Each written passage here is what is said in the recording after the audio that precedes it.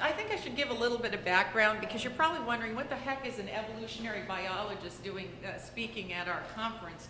We want to know about technology. And, you know, early in the late 70s, early 80s, I was an evolutionary biologist that was parachuted into Silicon Valley. And my father felt I should have a job. And he said, I've checked the San Jose Mercury, no jobs for evolutionary biologists. So I suggest that you go hunt around and see how you can pay rent. And it was interesting that they stuck me in the marketing department and they said, well, you know a lot about human behavior, get people to buy stuff. And so I wound up in the marketing department, which of course in those days there wasn't really any marketing and technology. It was all about product design and product development, going out and doing focus groups and figuring out what people needed.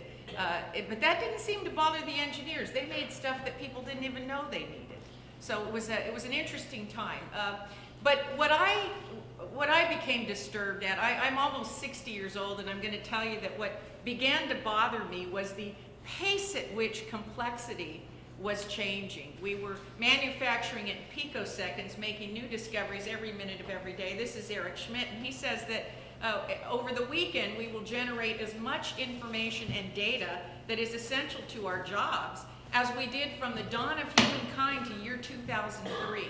And you're hearing a lot about this. I don't know if any of you remember this slide. This was a slide that General McChrystal put up before the public and said, when we understand this chart, we win the campaign in Afghanistan.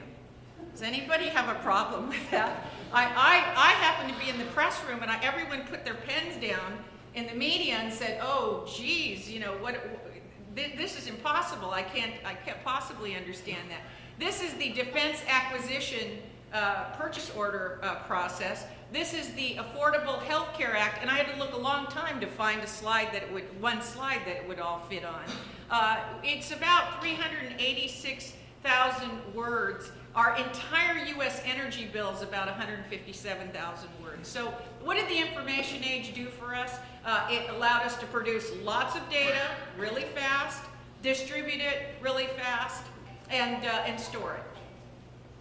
So you'll hear this over and over again. We're just basically drowning in data options. The velocity, volume, variety, and now we're up against the problem of veracity, because for every study you can find on the internet that says one thing about an ear infection, you can find 50 others that exactly contradict it. And we've created a massive consumer problem, a quandary for people.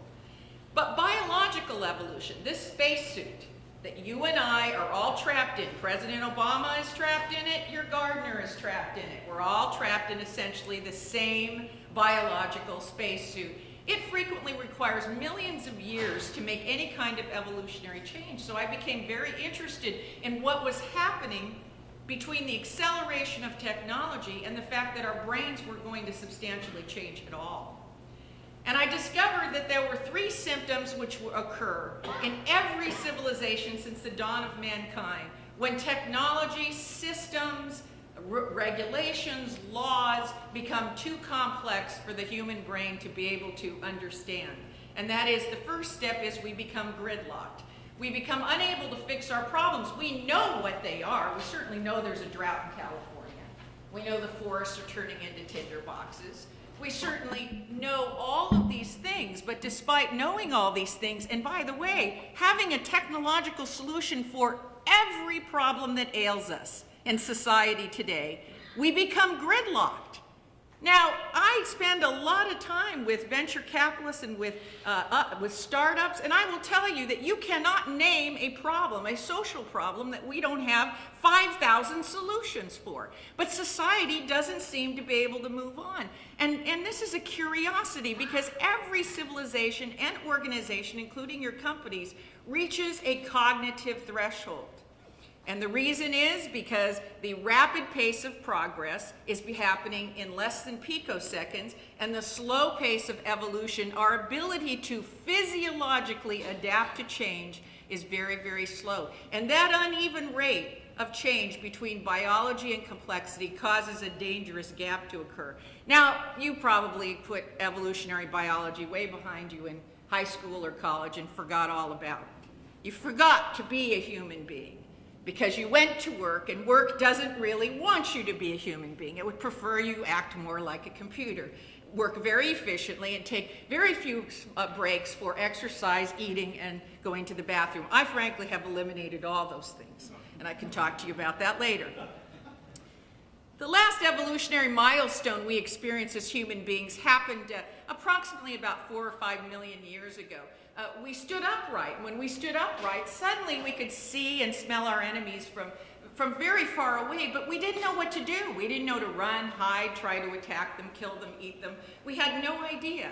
So what happened is, over a course of a short period of time, is that our brains developed the frontal cortex. That's the CEO of your brain. It's right here up in the front of your brain. Very inconvenient and dangerous location to have developed. And what it does is it processed that information and began to now be a computer for us, for our survival benefit as a species. But in evolutionary time, 4 to 5 million years was what we biologists call fast evolution. Can you imagine 4 or 5 million years? So when organizations are young and our problems are simple, they're very easily managed by the left and right brain that we've thus far evolved. But over time, our problems become systemic. They become larger, more complex, more multi-layered. And the number of wrong choices begins to exceed the number of right ones. We enter what I call, and what I describe in my book, as a high failure rate environment. Your intentions are good. You're going to go out and give everybody that doesn't have health insurance, and then your website goes down. And you say, what in the world is going on? What is going on is that the chain has become too long. It has too many variables to manage. And so the number of wrong options is growing faster than the number of right ones. Our tax code in the United States has jumped from 504 pages to 75,000. By the time I even typed this up, we added more pages to it, right? Credit card contracts. I've gone around the country and asked people, you all have credit cards. How many of you read the fine print? No, none of you, but you agreed to it. It's because it's 20,000 words of fine print. And then they send you every other month changes to the 20,000 words. Anybody get those in the mail? Okay, I don't read those either. By the way, you've got a cheesecake factory here in Palo Alto. There's 240 items on the menu. I count a lot of things, and I'm really annoying that way. I count words, I count menu items. Complexity makes knowledge very difficult to acquire. And when complexity makes knowledge difficult to attain, we have a tradition as a human organism of substituting beliefs with knowledge. We don't even know we're doing it. Dr. Oz says raspberry ketones will help everybody drop 20 pounds, and there's a mad rush to the drugstore and the pharmacy, and they can't produce enough raspberry ketones.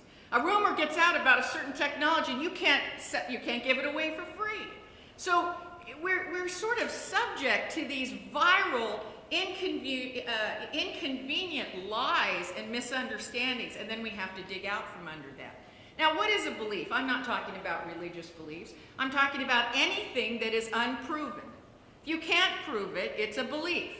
So we have beliefs about all kinds of things. Crossing the street, the light turns green, you believe it's safe, you start walking. You don't stand there and wait for the cars to stop. In New York, they don't even wait for the light to change. That's how you can tell a real New Yorker. I mean, it's about the right time to walk, and they start walking. They're cognitively inexpensive. You believe something, you don't believe it. You're done. Now, as scientists, you know, to prove something is a rigorous and painful process, particularly in these times. And we have small and large beliefs. The human organism, you and I, our leaders, the people that lead companies, innovators, we are a combination, a unique and strange and wonderful combination of beliefs and knowledge. Where knowledge drops off, we choose to believe. We have to keep moving forward. Now, beliefs go way back in time. If you go and look at hieroglyphics, we had beliefs about how to make women more fertile. We had beliefs about gods that would help us catch larger prey or protect us from larger predators. We even practiced for hundreds of years, for over 200 years, we practiced bloodletting despite the empirical evidence that we were killing people. We didn't let that get in the way. We still started, continued to do bloodletting. And by the way, I have a lot of scientist brethren who say to me, hey, you know what, we don't have any beliefs in science. And I go, well, what do you call a hypothesis? You have different words for things, but every scientific discovery, every innovation starts with a belief. Beliefs are not bad, they are simply unproven. They are not wrong, they are simply unproven. Very simple.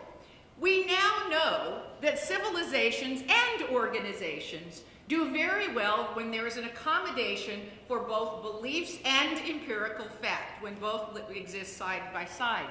But as complexity begins to grow and knowledge gets increasingly difficult to access, knowledge begins to take a back seat. And we become susceptible to unproven claims and follow false prophets. Anybody know who this is? Bernie Madoff. Now, he's an interesting case for me because the people that handed their life savings to him were not unsophisticated investors. They're not people like myself that have a couple $1,000s in the bank. These were people like Steven Spielberg, people like that had been in the market for many, many years. What would cause someone, you have to ask yourself, to turn over their life savings to an expert? Well, very easy. Madoff said, you don't need to worry about it. It's too complicated. But all you have to do is look at my track record. Eventually, over time, you can see that as beliefs supplant knowledge, empirical data, we've stopped making our decisions based on empirical data because we can't get to it or we can't understand it. Eventually, over time, public policy becomes irrational because it's based on beliefs and not facts. I don't like to get political, so I like to use examples from 3,000 years ago. So I'm going to use an example of the Mayan civilization. The Mayans, for over 3,000 years, knew they had a tenuous relationship with waterfall. They knew if it didn't rain, this is going to sound really familiar to you from California, they knew if they didn't have rainfall, their civilization would be devastated. So for the first couple of thousand years, you see the Mayans. I know when you go to see the Mayan ruins, you look at the temples, you want to go there and take the tours of the temples, but in fact, they were master hydraulic engineers. They dug massive, unprecedented reservoirs. They practiced the first refrigeration. They stored water in underground cisterns, and during times of food shortages, they stored their food there as well. And they kept the water down in these underground cisterns so that it wouldn't evaporate. They practiced crop rotation, water conservation, all the same measures we use here in California right now. But you see, after about 2,000 years, you see that they stopped building the reservoirs. No more water conservation, no more underground cisterns. They begin to turn exclusively to fetishism. So while the Mayan civilization was thriving, they were practicing fetishism, sacrifices to the gods, and they were also pursuing man-made remedies. But we see that after 2,000 years, they give that up. They begin sacrificing captured slaves in greater numbers. Then they move on to their own people, the old and the infirm. Then they move on to young virgins because the rain doesn't come. And at the very end, prior to the collapse of the Mayan civilization, they're sacrificing newborn, unspoiled infants. Now, people say to me, Rebecca, we're not sacrificing newborn infants. What are you talking about? No, there are people on our planet, people that are our species, that believe flying airplanes into buildings will solve problems. To me, as an evolutionary biologist, not much difference. So the first sign of complexity, that complexity is outpacing our cognitive capabilities to this point in time in human evolution, is that we become gridlocked. We know what our problems are, we have solutions, but we seem unable to act on them. The second is there is a mass systemic confusion between what are beliefs and what are knowledge. And the third is that policy becomes irrational and predatory practices ensue. According to Dr. Edward O. Wilson out of Harvard University, the greatest naturalist in the world, we live in a time when we have Paleolithic emotions, medieval institutions, and godlike technology. You think that might pose a problem for humankind? It's messy. Now, a cognitive threshold is not our only evolutionary obstacle. We are not born blank slates. A while back, there was a psychological movement where we convinced everybody you're born a blank slate, your teacher writes on the slate, your friends write on the slate, your experiences write on the slate, and then that's who you miraculously become. And we somehow forgot your genetic predispositions that you were born with. those that have to do with me throwing a snake in the middle of the room and everybody jumping. Apparently, that isn't something that's written on your slate. That was written on your slate before you were born. So there are several inherited behaviors which lag behind human progress and technological advance. Our willingness to collaborate, but sometimes to compete with people that have common goals even. Territoriality, aggression and violence. We see the situation in Santa Barbara. People were asking me to comment on that on the national television, and my comment to them was that there are disturbed people, end of story. I don't know we can extract any big lifelong lessons. It's just that disturbed people seem to be able to create harm in a larger way these days. I have discovered, frankly, that I am the descendant of organisms that are extremely good at identifying high calories. If there's a table and there's celery and carrots there and there's glazed donuts, my hand goes for the glazed donut. Now, I'm an educated woman. I know I should never eat another donut the rest of my life. Why do I do it? Why do you do the irrational things? Why do you spend more money than you make? Why do you buy things you don't need? Well, apparently that's not my only inherited characteristic that I'm fighting, because the environment has changed. It used to be, in order to be morbidly obese, I would have had to consume millions of calories which didn't exist in nature. Calories are hard to find in nature. But now there's a Starbucks on every corner. There are donuts on every corner. I'm fighting biology. And I would ask all of you that are in development, in technological development, to have some empathy, have some understanding that all of the people that you are designing technology for, all the people that you are delivering these tools to, are stuck in the same body that is behaving fundamentally irrational at times and has limitations. One of the other things I discovered about myself is I don't like to move around and waste my calories unless I have to go seek additional calories, right? Or I have to fend off an attacker. And apparently I'm not the only one. This was taken right around the corner. More of my tribe. Territoriality. You'll run into territoriality inside your companies. I had a fellow come up to me. He's the CEO of a major company here in Silicon Valley. And he said, Rebecca, you're so interesting and fun. And I love to always talking to you about the history of humankind. But we don't have those issues with territoriality. I never feel territorial. And I said to him, well, I understand that, maybe you don't have that issue. But I'll tell you what, let me give you an experiment to conduct. I said, do you ever go to the grocery store? And he goes, yeah, I go sometimes. And I said, all right, well, let me save you a lot of time and trouble. The next time you go to the grocery store, I don't want you wasting your time pushing your cart up and down the aisles looking for stuff. I want you to get your cart and go straight to the checkout aisle and shop out of other people's carts. Now, they haven't paid for that stuff. They're in line. They don't own it. Everything you want, eggs, milk, bread, it's in their carts. Just take it out of their cart, put it in yours, and get in line. He says, I'm not going to do that. And I said, why not? What's going to happen? He says, well, they'll call the manager over. And I said, what's the manager going to do? They haven't paid for it. They don't own what's in their cart. The reason it's a problem is because in earlier times, your territory had the resources for your and your troops' survival.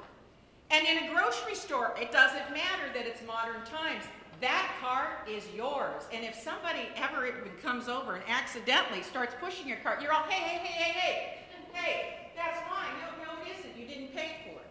If I come up and take your cart and roll it away, there's not a thing you can do. Or the store manager, or the law, right? But we know not to do that somehow.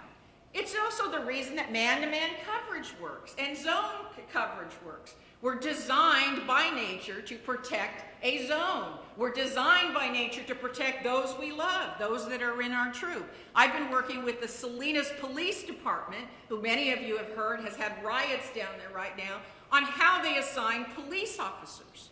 And the way they assign police officers right now is that when there's a shooting, they all rush over there after the fact, they tape it off, and then they leave.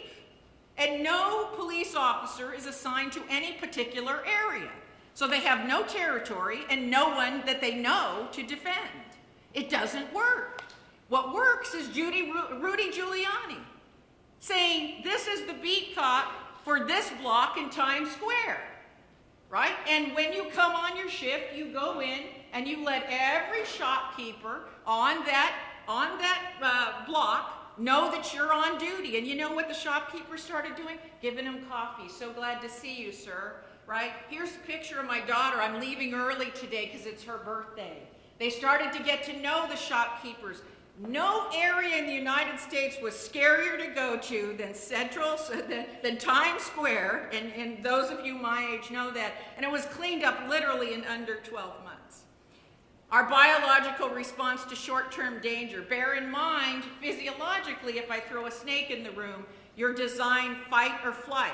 But if I start to talk to you about the national debt, if I start to talk to you about global warming, your heartbeat does not even go up 1 beat per hour.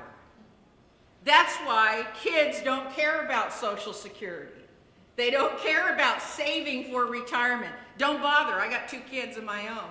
I can talk till I'm blue in the face. So the gap between rapid progress and slow evolution is the problem. How do we bridge that gap? Well, we've broken down the human genome, and I can tell you that there is only a 5% difference between our genetic material and a bonobo monkey. And if you were to ask me, an evolutionary biologist, I will tell you we've leveraged the heck out of that. With a 5% difference, we've gone to outer space, the deepest depths of the ocean. Right? We've invented solar energy. We've broken down the human genome. We don't have a lot to work with. My son says to me, that's how he knows that aliens in outer space wouldn't be interested in us. Because if they only had a 5% difference in genetic material from us, it would be like us trying to figure out how to communicate with an ant. Actually, less than an ant. Ants would be more intelligent. But that 5%, it's not really quantity, it's quality. That 5% is our ability to reason. And our highest instrument of our genetic inheritance is our ability to look ahead and predict future outcomes. And you're going to hear a little bit about that from Guy Kawasaki in just a little bit when he talks about pre-mortems and how important those are. That I steal from him because it's a brilliant notion and one you should be working on and institutionalizing in your process. So mitigations buy us time so we can catch up. By we, I mean us human beings. But remember, in a complex environment, there are more wrong choices than right ones, and the number of wrong ones are growing. So complexity causes us to become bad pickers when you're picking a technological approach, when you're picking a system, when you're picking a vendor, a supplier, when you're choosing an employee. Your odds of picking wrong are just simply higher. So through trial and error, we tend to run the clock out. You can take the Gulf oil spill as an example. First, we put a concrete box over the hole. We waited 30 days, said that didn't work. Then we decided we were going to siphon the oil out from underneath the water so that it wouldn't get to the surface. We waited 30 days, that didn't work. And then we moved to static kill, which seemed to be the solution. But imagine if static kill had been the solution number 80 or 186. We'd still be watching TV with these big mushroom clouds of oil coming out of the water. Right? I mean, you can't solve problems in a serial mode anymore. We don't live in that world. So when we're faced with overwhelming complexity, what should we do? Well, we have models for high rates of failure. Venture capital, many of you are familiar with the venture capital model. You invest in 100 companies. Maybe you're expecting only 10 or 15 to succeed. But if you know any venture capitalists at all, they're doing quite well with those odds. Right? I mean, they're up here on Sand Hill Road and they're living in Atherton. So, you know, even with low odds, we can still be very successful. We can look at a problem that is mission critical, time sensitive, like the rescue of the Chilean miners. At the time they went in for that rescue, they knew they could not do due diligence on the front end and avoid failure. So they launched 16 rescue plans in tandem, and the 16, as they got further into it, turned to 15, 14, 13. But they weren't worried about waste. They said, we got to get every single one out. And even when they got every miner out, they were still pursuing 3 rescue plans. If you look, people say, well, we can't fund that many solutions at a time.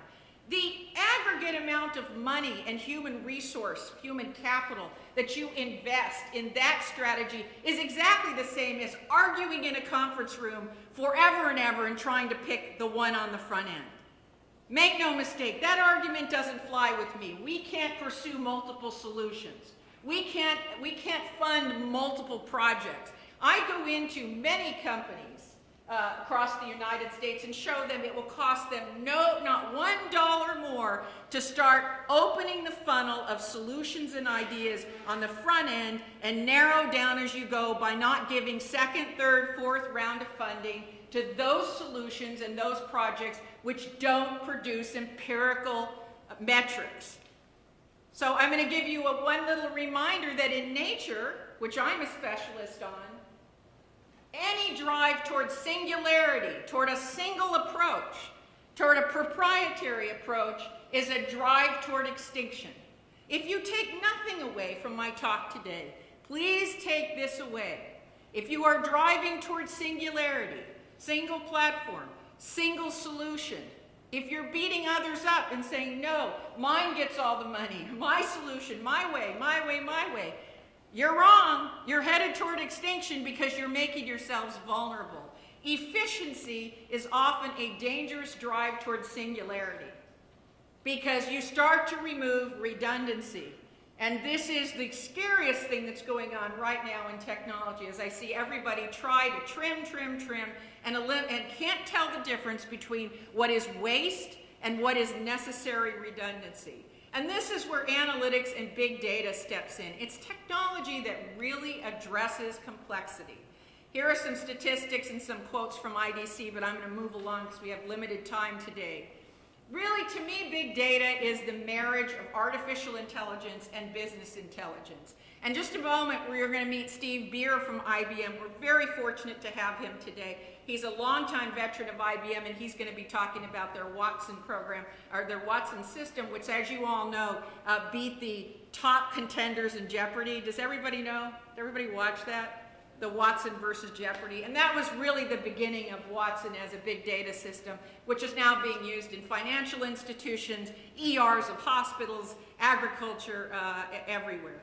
So we've moved from the information age to the Technolithic era, where computer-aided decision-making is really fundamental.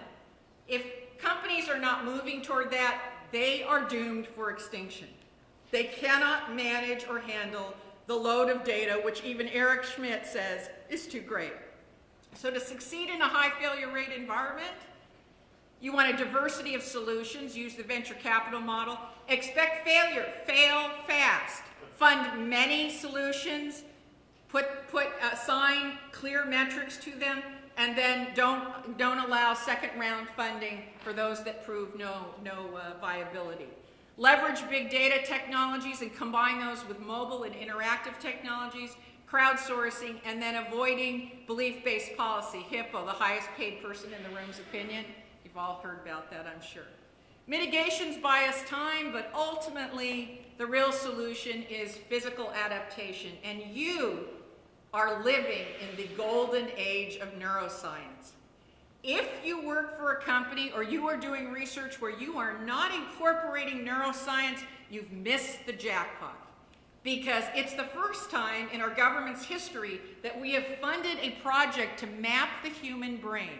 And this will have an even bigger impact on science than mapping the human genome, and you know what they did for the biosciences. So we're in that process right now. Over $1 billion has been committed to mapping how the human brain works.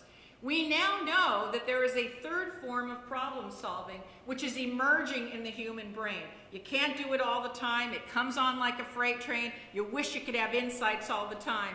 But we know that you solve problems using the left side of the brain, the right side of the brain, and then this third form of problem solving called insight, which I'll talk about for just 2 seconds, and then we're going to move on to the panel. When you think about human history, folks, this is the first time we could put a skull cap on your head and administer increasing levels of complexity until we watch where you peter out. You just can't answer the questions. It's too many variables, too dynamic, and too complicated. We used to think that insights, where you had suddenly an aha moment, were folklore. Einstein, Newton, the apple falling on his head, Archimedes sitting in the tub and the water falling over the side. We made stories out of this, but we now know that it's a spontaneous connection between two pieces of data that you have in a way that you've never connected them before. And it's not a linear process. It happens, you're not able to trace it. You're sitting in a room and you say, I know what we should do. And everyone looks at you and says, how'd you come up with that? And your answer is, I don't know, I just thought of it. Right? We also know that we can watch your brain, and your brain, prior to an insight, begins shutting down peripheral activity, and then suddenly a small part of your brain called the ASTG lights up like a Christmas tree. Now, if you're a scientist, as I am, and you know that when this event is going to occur, you can predict the next event, you're really onto something. In about 300 milliseconds before you're going to have an insight, we can see this part of your brain light up. Here's the bad news. You don't get to have another insight for a long time. It's almost as though your brain just goes, ah, and then has the insight, and then it has to recover. That's where we are in human physiology, because we're doing everything possible, meditation, diet, all kinds of things to try to get people to have more insights, and nothing is really proving to enhance that. And so we're seeing a quiet revolution in neuroscience take place, where we're trying to get to mapping the human brain and figuring out how these insights work, because using insight to solve complex problems is turning out to be the holy grail. So in conclusion, somebody mentioned the movie Moneyball, one of my favorite movies about applying analytics. They said, well, biologists are better at asking the questions and coming up with the questions. No, actually I am a biologist. Let me just say this. I prefer the computer to tell me. I trust analytics, and I am a biologist. That's not to say I don't have intuition, but I have to say at the end of the day, I am comforted by the questions that get asked by me, by the computer, because it leads me to other questions. It prompts other ideas. So in conclusion, complexity, collapse, and correction.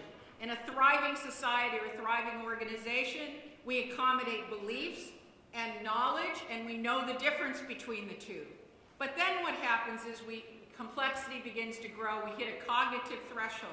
Simply what our brains can handle to this particular point in time in human evolution. Then problems begin to persist. We see that our leaders are not on top of it. We get frustrated because we have solutions. We know what to do, but we don't seem to be able to do it. And then we collapse to simpler systems, and we make the climb again. When I say collapse, I don't mean we all die. Collapse is simply a reversion to simpler systems that our brains can manage. That's the best definition I could give you. If the financial system collapses, we're going to go down to barter. You and I will meet in the road, I'll have something, you'll have something, and we'll keep arguing until we have a price that we both feel good about. That is a system our brains understand. We may not understand the current global financial system and have to go to lots of people like Bernie Madoff for help because it's out of the reach of our brains. So what is the solution? Fast adaptation like we've never experienced before. And that is leveraging technology. It's leveraging strategies like big data systems. And it's also leveraging what we know about neuroscience. My other favorite movie is Lawrence of Arabia. Many people say as an evolutionary biologist, you're kind of teetering on determinism. You're telling us that all this technology will help us make better predictions of negative events in the future so that we can act in the present to avoid those negative events. It's not really determinism because you still have to make a decision. You have to, sometimes you decide to accept the negative event. That's called a sacrifice. But in this movie, Lawrence of Arabia, there comes a point where Omar Sharif and Anthony Quinn are arguing with Lawrence of Arabia, and they keep telling him, every time something bad happens, they say, it is written, and they put their hands up, they throw their hands up. And there comes a very climactic point in the movie where he says, nothing is written. We can't be afraid that analytics will allow us to become better predictors of future events, because the greatest evolutionary inheritance that we have as human organisms is our ability to do thought experiments about future events which have never occurred, and then take an action in the present to avert or minimize those events. And in my view, we're so focused on our opposable thumbs and standing upright, we seem to have missed the greatest inheritance we have. the ability to understand tomorrow. And so on that note, I want to invite the panelists up now. We have three phenomenal panelists, Guy Kawasaki, Steve Beer, and Forrest Mellon, and they're going to talk about the cautionary side of big data. Good?